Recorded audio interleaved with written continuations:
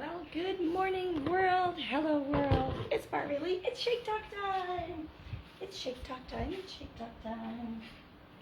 All right, I'm actually going to make my own shake this morning because husband's over there and I'm hungry. So sometimes I have to make my own shake, but I'm a big girl. I can handle it. All right, so good morning. Let me grab my ice. 5 ice cubes. 1 banana. Well, it really depends. Sometimes the size. With bananas, size does matter. I'm just saying. All right, this one may be a little bit too big to have in my shake this morning.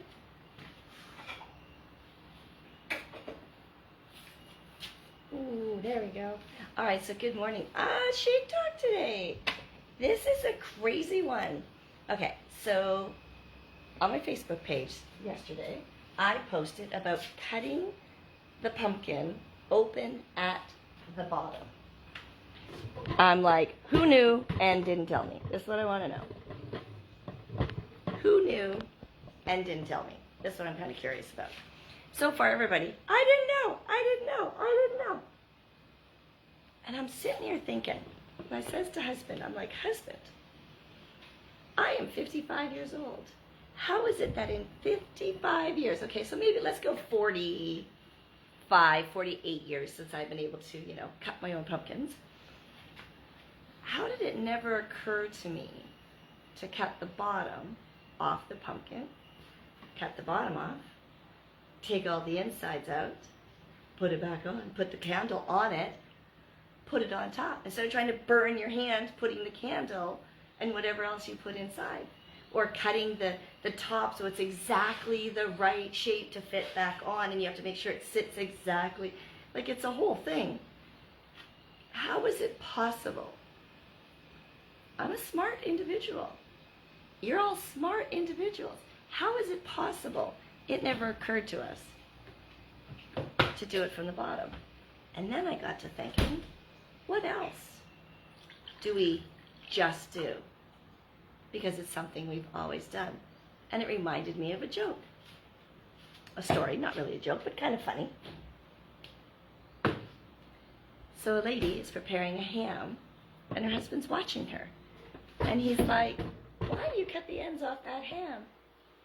And she says, listen, my mother cut the ends off of their ham. My grandmother cut the ends off of her ham. I am going to cut the ends off of my ham. And he's like, but why? See, question, right? Critical thinking. But why? She says it again. My mother cut the ends off her ham. My grandmother cut the ends off of her ham. I'm going to cut off the ends of my ham. Husband wanted to get the bottom of this. So he went to the mother and he said, Mother, why do you cut the ends off of your ham? She goes, my mother cut the ends off of her ham. He's like, that's still not a great answer. So he goes and asks the grandmother. He's like, grandmother. He has to speak to her a little bit louder because, she's a grandmother. And some grandmothers, when their grandchildren are old enough to cook, are older and, a little hard of hearing. And he says, grandmother, why did you cut the ends off your ham? And she looks at him like he's an idiot. She says, because my pan wasn't big enough. And the first time I heard that, I laughed. But now I'm applying this to the pumpkin theory. That's what I'm calling it, the pumpkin theory. We are shown visually. So my generation, right, TV became a thing. Then the internet came in, right? So now my kids' generation, they don't know a life without the internet, right? They may have used the Dewey Decimal System in school, but they didn't have to learn it like we did, right? We have been shown for decades, this is how you cut a pumpkin. Why? Why do we cut it that way? Who said that was the way to cut a pumpkin? Somebody did. A second's kind of stuck. All right. See what happens. Somebody said, that's how you cut a pumpkin. And I'm like, we gotta dance. when my shake is blending, it's a dance floor. Because you can't hear anything anyway. So. I'm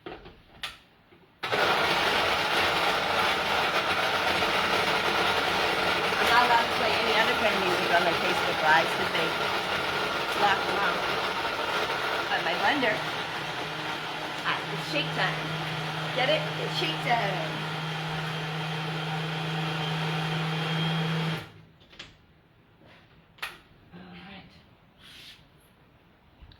So this pumpkin theory and the cutting the ends off the ham theory, oh my gosh, that did not go well for me this morning. All right, this is why my husband makes my shakes for me. So the pumpkin theory, as I'm calling it, and the cutting off the edges of the ham theory, we just do things because somebody we know or somebody taught us that that's just what we do. Well, what if it wasn't? What if all of a sudden we started cutting the bottoms off the pumpkins this year and that became the new thing? And then all of a sudden, so my grandchild, who is almost 3, and in a few years we'll be cutting, we'll do pumpkin carving. We'll be doing pumpkin carving with his family. And if they just start teaching them to cut the bottom off, that will just be the thing. I don't know who thought of it. And I don't know who started putting it on the internet. But now all of a sudden, it makes a lot more sense. So, do we always have to do things the way we've always done them? Oh, hell no. We do not. What if there's another way that's better? Right? So here's another story for you. So my mom is a little bit of a crazy lady. And if you know more of that, I'm just going to leave it there. So when she started on her Isogenics program, she calls me up once, and she is like peeing herself laughing. She is like having a hysterical good time. Shake.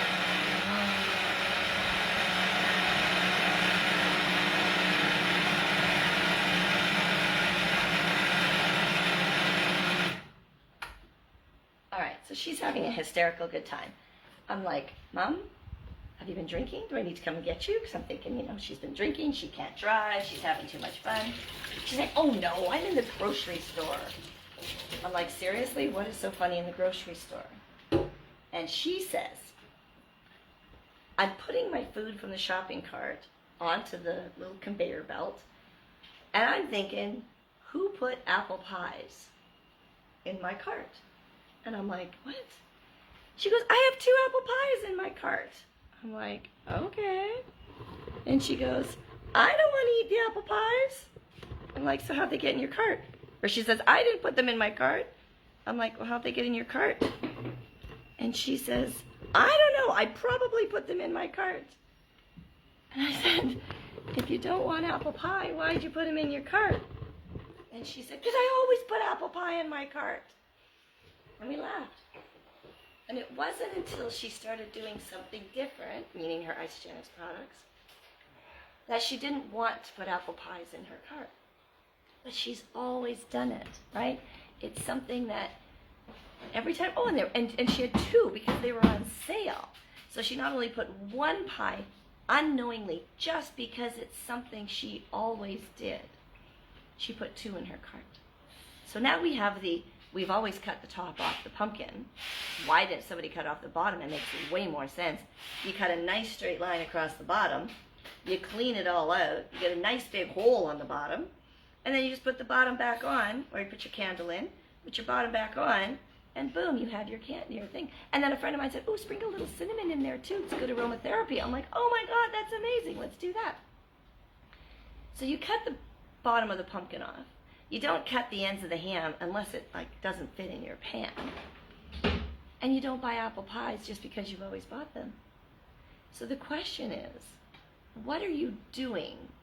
Because that's just the way it's always been done. Buying the same laundry soap, buying the same food in the grocery store, ordering the same food at the restaurant you go to. I'm watching the same TV shows. watching, or TV channels, or watching the same news show, going to the same restaurants all the time, hanging out with the same people all the time. And until something changes, you don't notice, wow, like mind-blowing.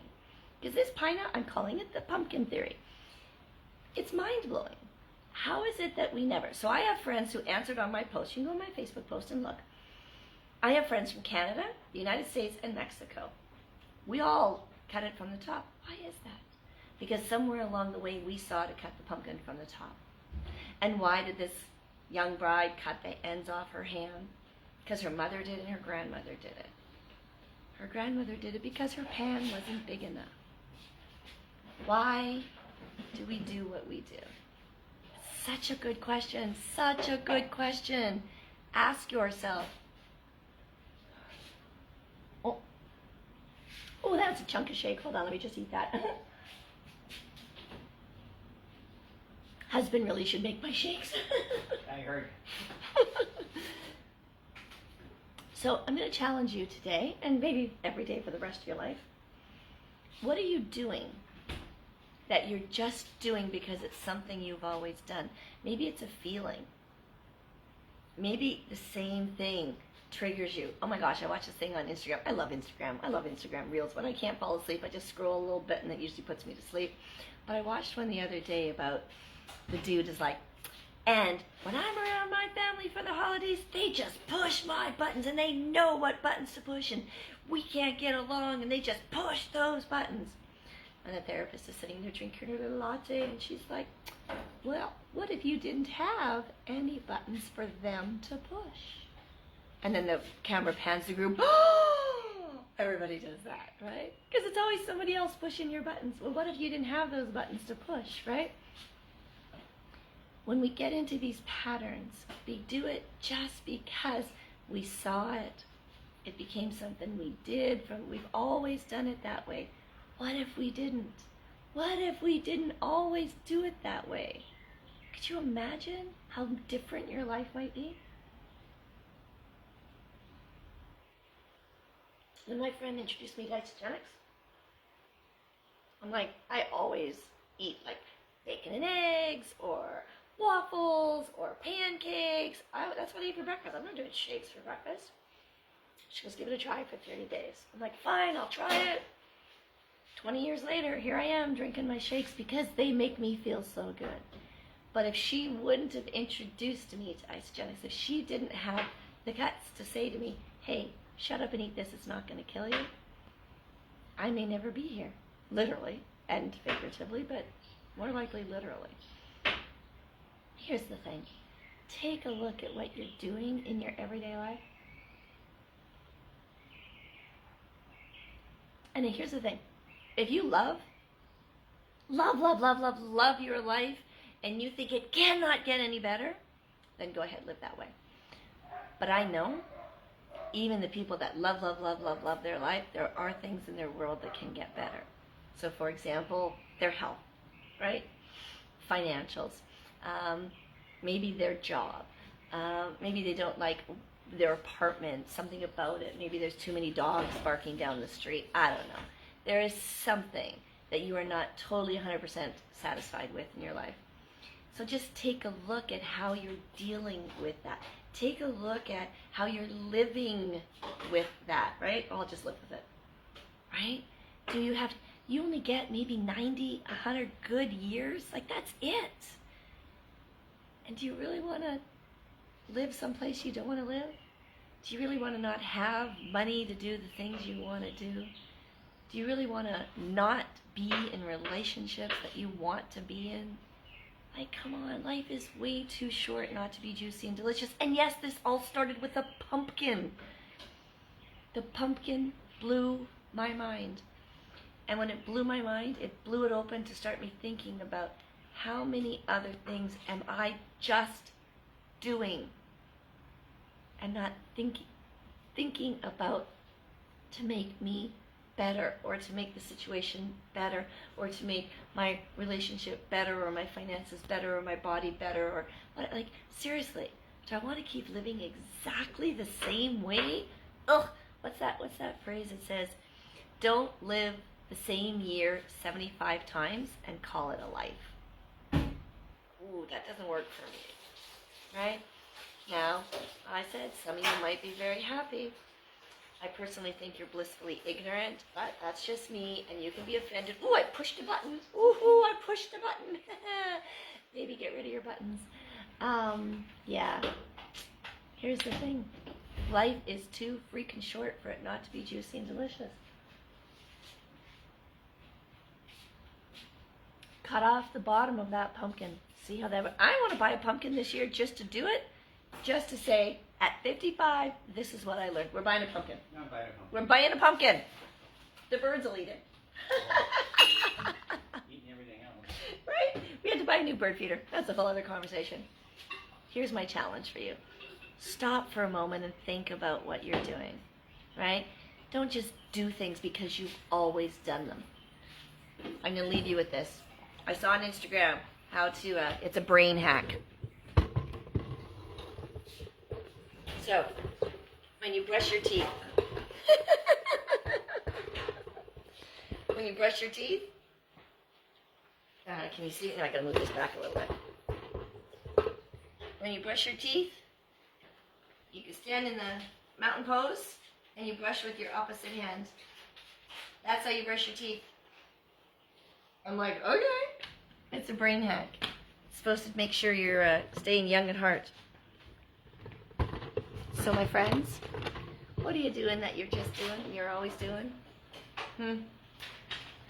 I wonder if that's serving you. I wonder if that's helping you live the life you want to live.